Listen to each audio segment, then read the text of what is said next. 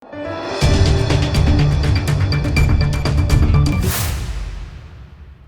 દર્શક મિત્રો, આપ જોઈ રહ્યા છો લોકમૈત્રી ન્યૂઝ. હું છું એન્કર અર્પિતા પટેલ. હવે જોઈએ અગત્યના સમાચાર. દહેજમાં નિયોજન કેમિકલ્સ કંપનીમાં ભીષણ આગ લાગતા સમગ્ર MPP3 પ્લાન્ટ બળીને ખાક. ભરૂચ જિલ્લાના દહેજ સેઝ 2માં મંગળવારે મોડી રાત્રે નિયોજન કેમિકલ્સમાં ભીષણ આગ લાગી હતી, જેમાં પ્લાન્ટ અને વેરહાઉસ સંપૂર્ણપણે બળીને ખાક થઈ ગયા હતા.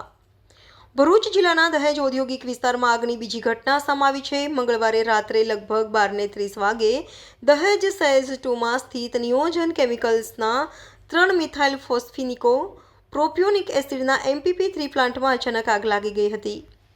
પ્લાન્ટમાં હાજર જ્વલનશીલ રસાયણો અને એસિડને કારણે આગ થોડી જ વારમાં ભયંકર સ્વરૂપ ધારણ કરી ગઈ. ભીષણ આગની જ્વાળાઓ દૂરથી દેખાતી હોવાથી ભય અને અરાજકતાનું વાતાવરણ સર્જાયું હતું.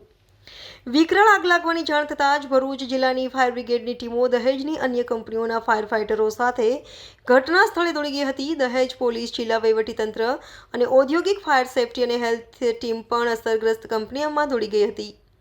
નિયોજન કંપનીમાં લાગેલી ભીષણ આગને કારણે આસપાસના વિસ્તારો અને નજીકના ગામોમાં ભયનો માહોલ જોવા મળ્યો હતો. આ ભીષણ આગ કંપનીના MPP3 પ્લાન્ટ અને વેરહાઉસને પોતાની લપેટમાં લઈ ગઈ હતી.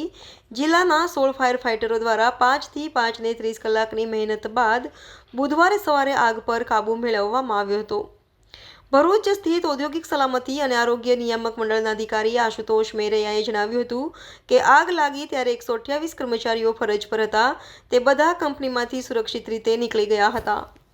કોઈ પણ કર્મચારી કે વ્યક્તિને કોઈ ઈજા કે અન્ય અકસ્માત થયો નથી. હાલમાં ડીશ ટીમ આગના કારણની તપાસમાં જોડાઈ છે.